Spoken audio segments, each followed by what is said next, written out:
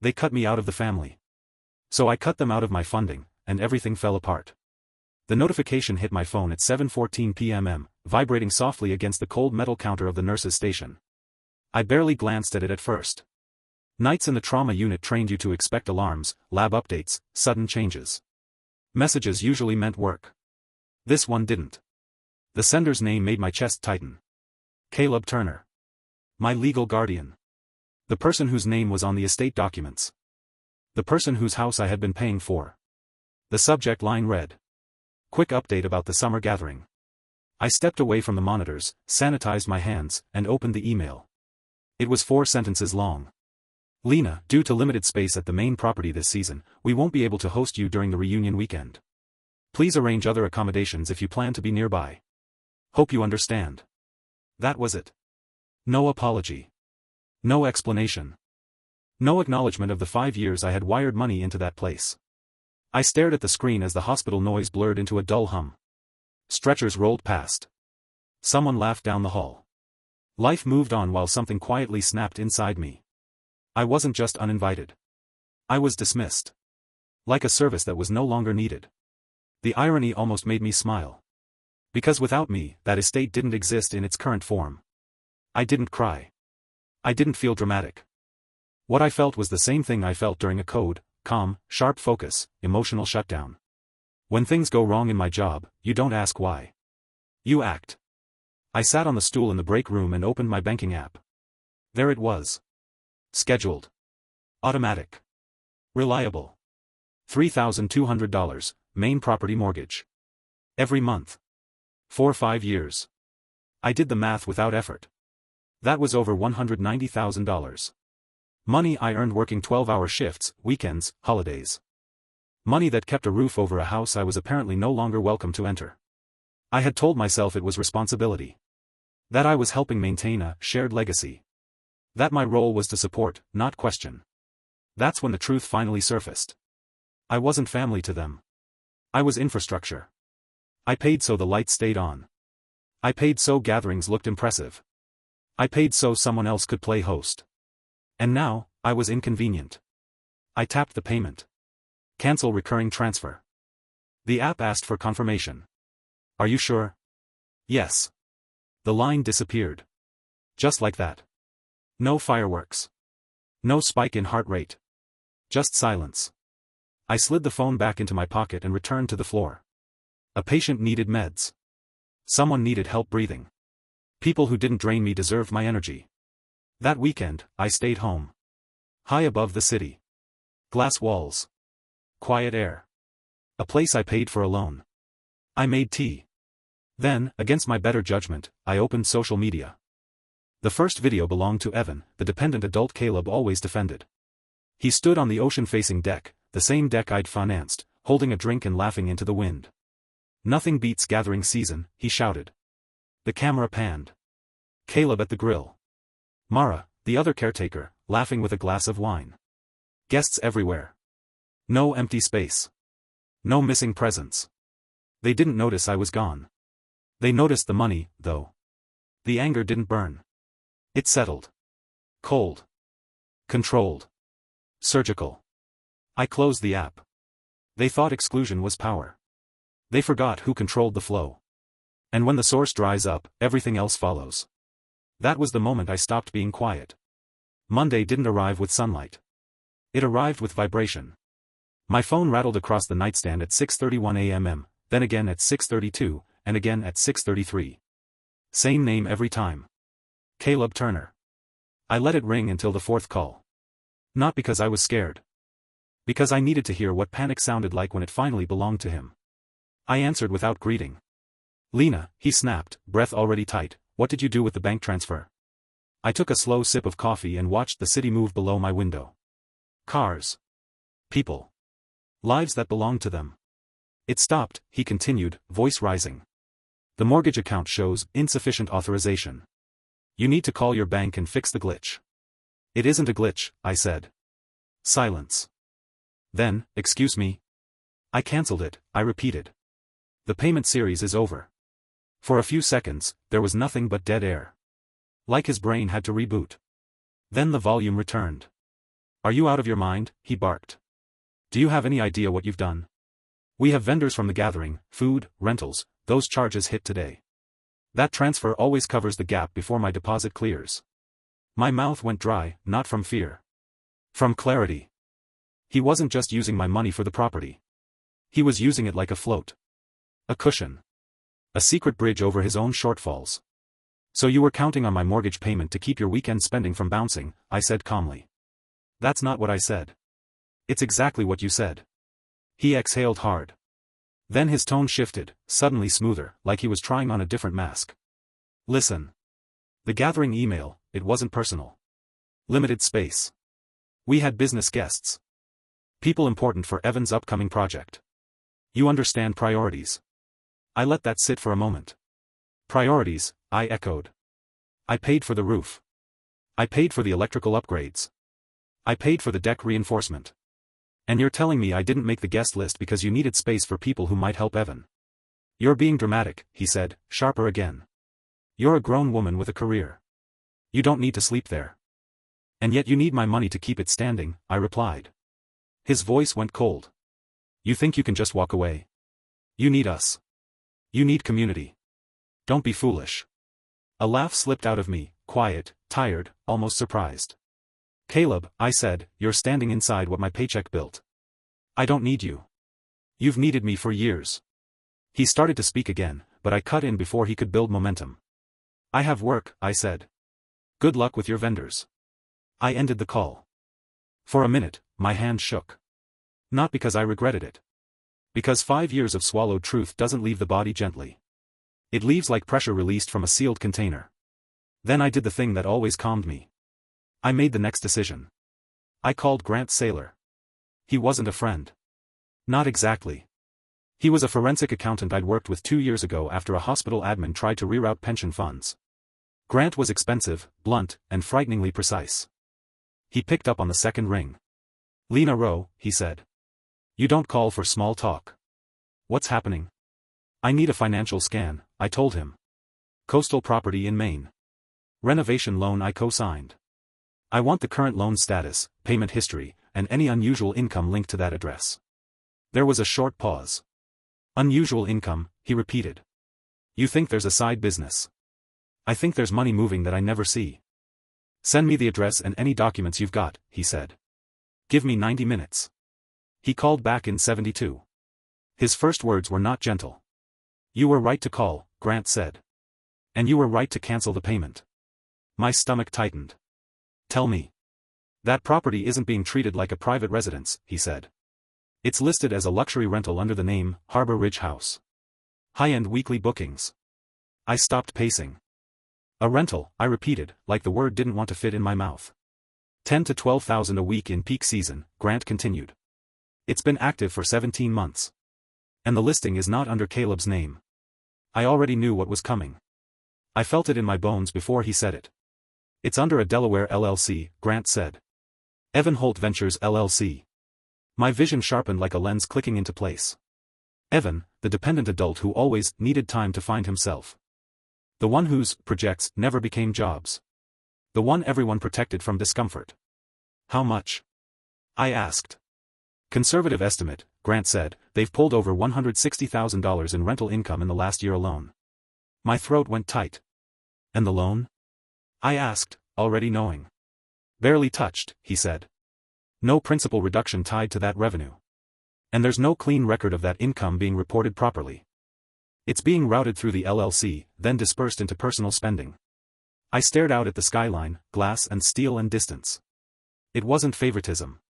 It wasn't thoughtlessness. It was exploitation with paperwork. Grant's tone lowered. Lena, if you push this, it becomes fraud. Real fraud. Your signatures, your credit, your liability. You understand that. I swallowed once. Slow. He set this up, I said. Someone did, Grant replied. And whoever did it assumed you'd stay quiet. I felt something inside me lock into place. The same steady focus I got during trauma calls. No chaos. No panic. A plan. Send me everything, I said. Screenshots, booking calendar, LLC registration, payment trails. All of it. Grant hesitated. This could put Evan in serious trouble. He put himself there, I said, voice flat. I'm just turning on the lights. I hung up. And for the first time since that email at 7:14 p.m, I wasn't hurt. I was ready. I grabbed my keys, packed an overnight bag, and drove north. No music. No podcast. Just the hum of tires on asphalt and the quiet rehearsal of what I was about to say. 4 hours later, the ocean air hit me like a cold slap. And the estate, my shared legacy, came into view. 3 cars sat in the gravel. Caleb's SUV. Mara's sedan. And Evan's convertible, the one he couldn't afford. I parked sideways in front of the garage, blocking all of them in. Then I walked to the front door with a calm I didn't recognize until I realized what it was. It was dignity. I pulled my key from my pocket. Arrogance makes people lazy. The lock hadn't been changed. The door clicked open. The living room went silent the moment I stepped inside. Not awkward silence. Not surprised silence. The kind that happens when a system realizes an error has finally reached the surface. Caleb stood by the bar with a glass halfway to his mouth. Mara was curled into the corner of the sectional, a magazine open but unread. Evan sat stretched out like he owned the place, phone in hand, laughter frozen on his face. No one spoke at first. Then Mara stood up. Lena, she said softly, like she was calming an animal. You didn't tell us you were coming. I didn't ask, I replied. Evan scoffed. You can't just show up. This isn't your place. I set my bag down slowly and walked toward the coffee table. Each step felt deliberate. Measured. It is, I said. And you know that. Caleb finally found his voice. You're making a scene. No, I said, placing the folder Grant had sent onto the glass table. It landed with a dull, final thud. I'm ending one. Evan sat up. What's that supposed to be? Your business, I replied. I opened the folder and slid the first page forward, a color printout of the rental listing. Photos of the deck. The ocean view. The same furniture I had helped choose. The headline read, Harbor Ridge House, hosted by Evan Holt Ventures LLC. Evan's face drained of color. That's not, he started. Don't, Caleb snapped suddenly, eyes fixed on the paper. His jaw tightened. Just don't. I turned to him. You knew. He didn't answer. I flipped to the next page. Booking calendar. Dates filled solid from June through September. Numbers circled in red. 16,000 in July alone, I said. 14 in August. That's not helping with expenses, Evan. That's revenue. Evan stood abruptly. It's temporary. Just until I get stable. You've been getting stable for a decade, I replied. And you've been doing it on my credit. Mara's voice trembled. We didn't think it would hurt you. I looked at her. You thought I wouldn't notice, I corrected. There's a difference. Caleb slammed his glass down. This is a family house. It's a collateralized asset, I said evenly. And you violated the loan terms by operating a commercial enterprise without disclosure. That puts the entire property in default. Silence fell again, thicker this time. Evan laughed nervously. You're bluffing. I pulled out my phone and placed it face up on the table. I already contacted the platform, I said. The listing is suspended. Refunds are processing back to your account. His phone buzzed in his pocket. He looked. And whatever fight was left in him drained away. Mara sank back onto the couch. Caleb stared at me like he was finally seeing someone he didn't recognize.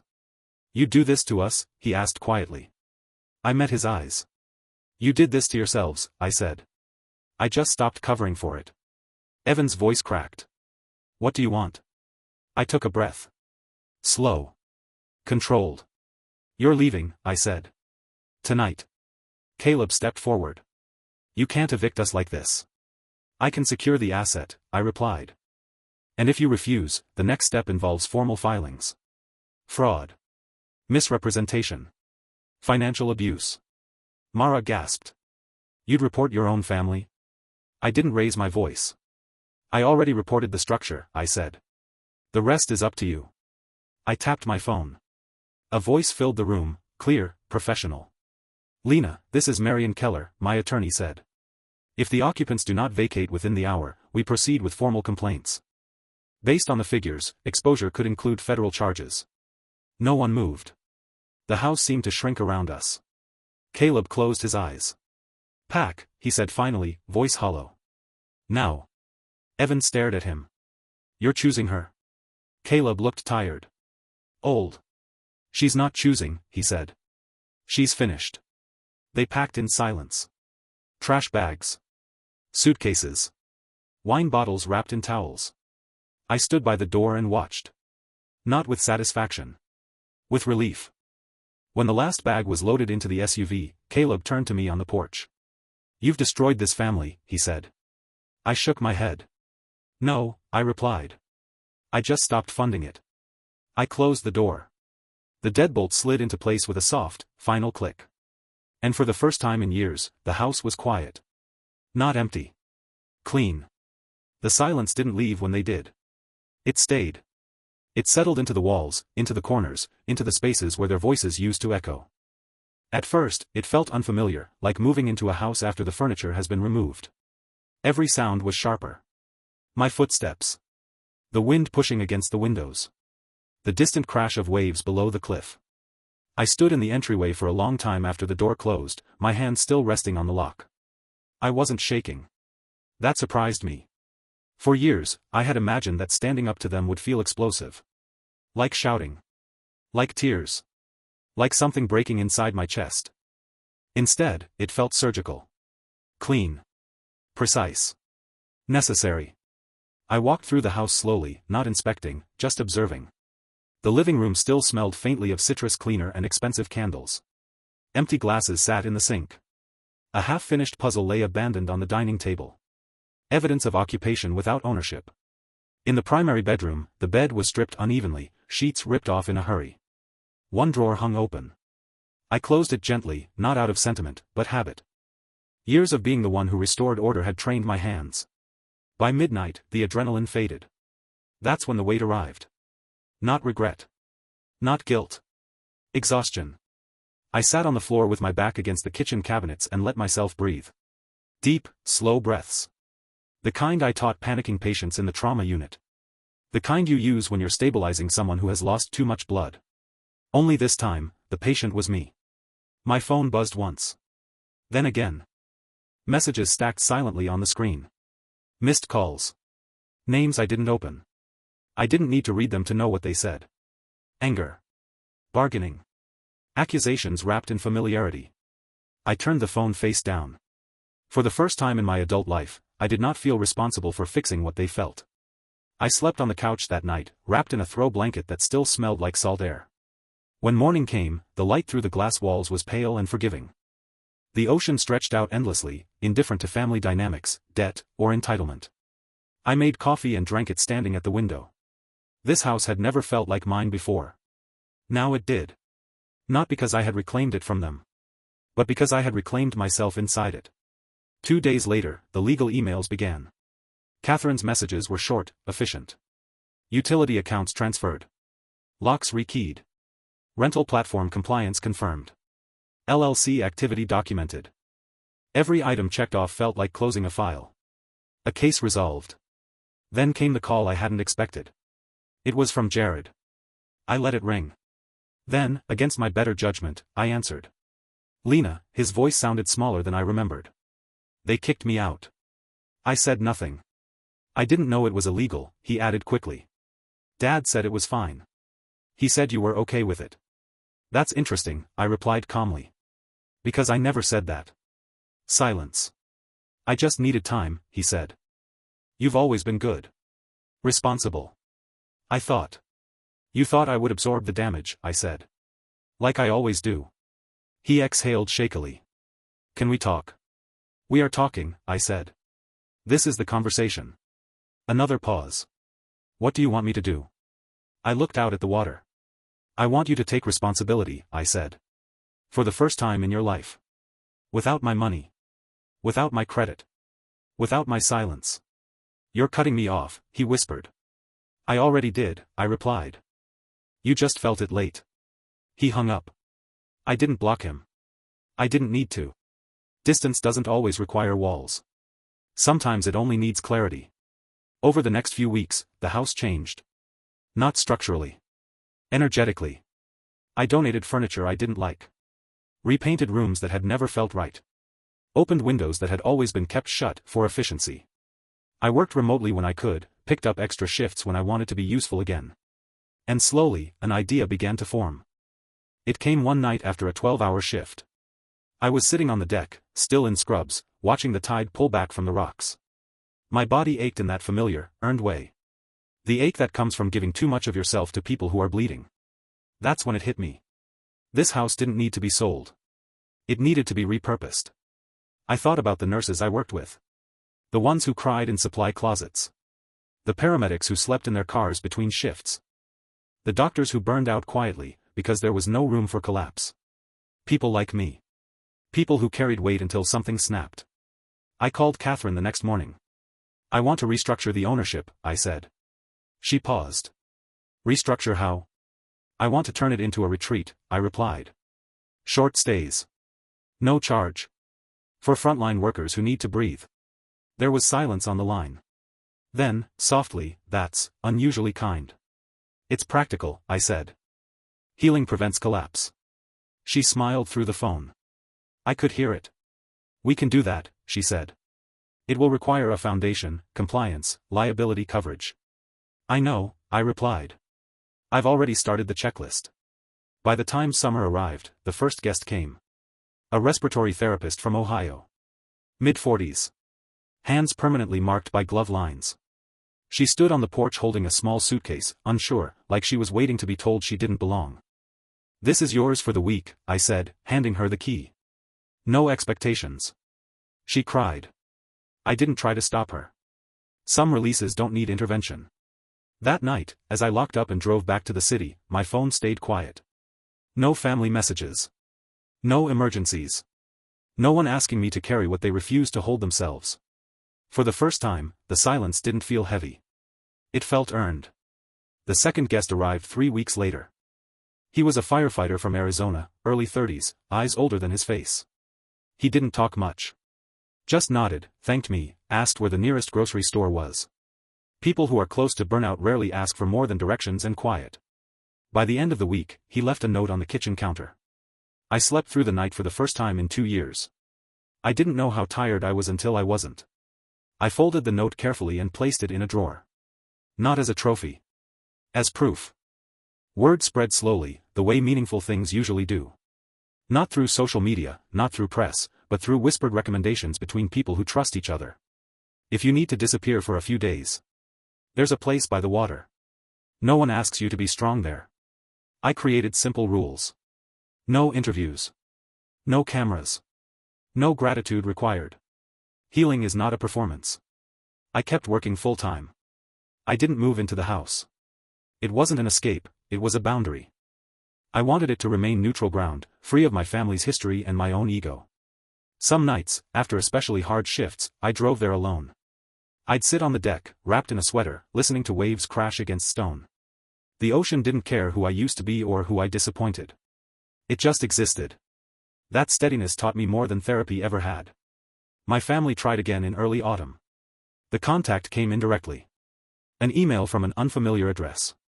Lena, this is your Aunt Miriam. Your father is not well.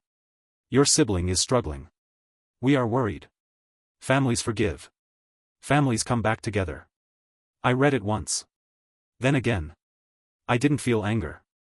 I felt recognition. This was the old pattern trying to reboot itself.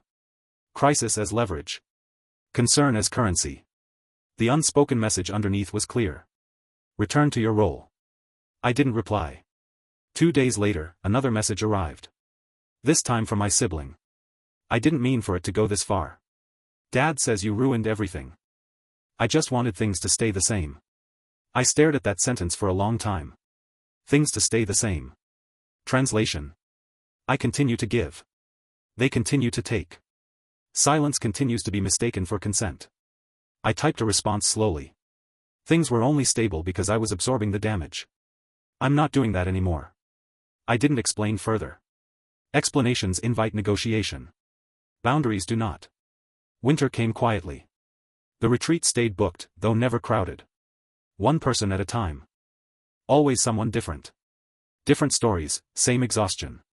A trauma surgeon who had lost 3 patients in one night.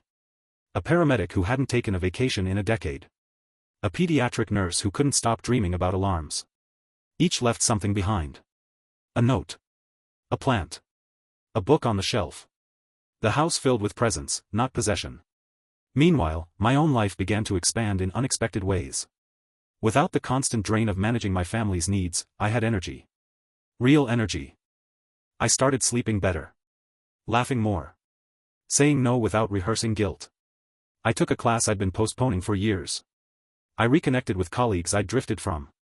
I stopped checking my phone compulsively. The strangest part? Nothing collapsed. The world didn't end because I stopped being available. It adjusted. In February, I ran into someone from my past at a medical conference.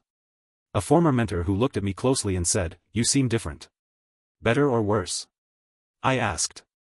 Lighter, they replied. Like you're not carrying something invisible anymore. They were right. I had set it down.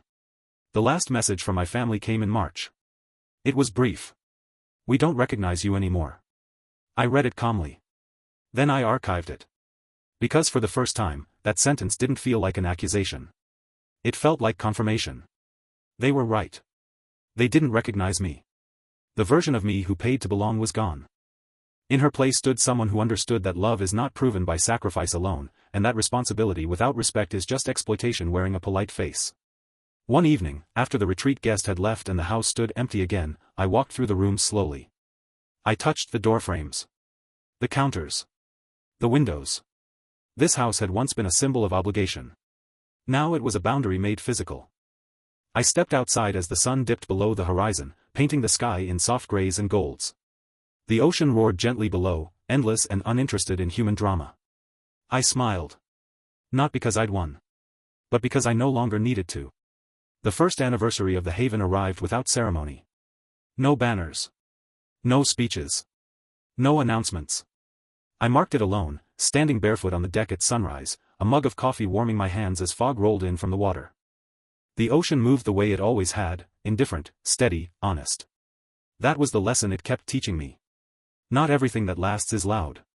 Not everything that matters asks to be seen. Over the year, 12 people had stayed at the Haven. 12 people who gave their lives to emergencies, to strangers, to moments where hesitation meant loss. Every one of them arrived tense, guarded, apologetic for needing rest. Every one of them left slower, quieter, changed in ways that didn't need words. None of them knew my full story. And that felt right. This place was never meant to prove anything about me. It existed because something inside me had finally chosen alignment over approval. I stopped thinking about my family every day. At first, the silence had felt unnatural, like missing a limb. Years of conditioning don't disappear overnight. There were moments, holidays, birthdays, random Tuesdays, when the instinct to reach out flared up. But each time, I asked myself one question. Am I reaching for connection, or for the version of myself they expect? The answer was always clear. I didn't hate them. That surprised people when they heard pieces of the story. I don't hate them, I'd say. I just stopped volunteering to be hurt. That distinction mattered. Hate keeps you tied to the wound. Indifference lets it close. Professionally, my life shifted too. With the financial drain gone, I reduced overtime. I moved from constant crisis mode into leadership, mentoring younger nurses, advocating for better rest policies, pushing back against systems that quietly grind people down. I recognize the pattern now. Organizations, like families, will take as much as you give, until you collapse or disappear. So I stopped disappearing. I started dating again, slowly, carefully. Not from loneliness, but from curiosity. I paid attention to how people responded when I said no, when I didn't over-explain, when I prioritized myself. The wrong ones faded quickly. The right ones stayed without asking me to shrink. One spring afternoon, I received a letter forwarded from my lawyer's office. No return address. Inside was a single page, handwritten. I don't understand your choices, but I can't deny the house looks different now. Quieter. Maybe that's what it needed. There was no signature. I folded the letter and placed it in the same drawer as the notes left by guests. Not as forgiveness. As closure. Because closure isn't something someone gives you. It's something you decide you no longer need permission for. That summer, I hosted my first gathering at the Haven. Not family. Chosen people. Colleagues. Friends. A few former guests who wanted to return, not to heal, but to celebrate. We cooked together. Laughed. Sat around the fire pit as the sun sank low. No one asked me to explain myself. No one needed rescuing. No one treated my presence as a resource to extract from. I watched them move through the space freely, respectfully, and felt something settle deep in my chest. Peace. Real peace doesn't arrive with fireworks. It arrives quietly, when your life finally fits. Later that night, when the house had emptied again, I stood alone by the window, looking out at the dark water. I thought about the person I had been, the one who paid to belong, who mistook endurance for love, who believed that being needed was the same as being valued. I felt tenderness for her. She did the best she could with what she knew. But she was done now. I turned off the lights, locked the door, and drove back to the city, not running away, not escaping, just returning to a life that no longer required constant defense. Some people lose family and call it tragedy. Others lose illusions and call it freedom. I lost the role they assigned me. And in its place, I gained something far rarer. A life that didn't demand my disappearance to function. A home that gave more than it took. And a truth I now live by, without apology. If access to you requires self-betrayal, the cost is too high. The ocean kept moving. So did I. And for the first time, we were both doing exactly what we were meant to do. Thank you for watching the video. Like it if you watched the video to the end and don't forget to subscribe. Have a nice day.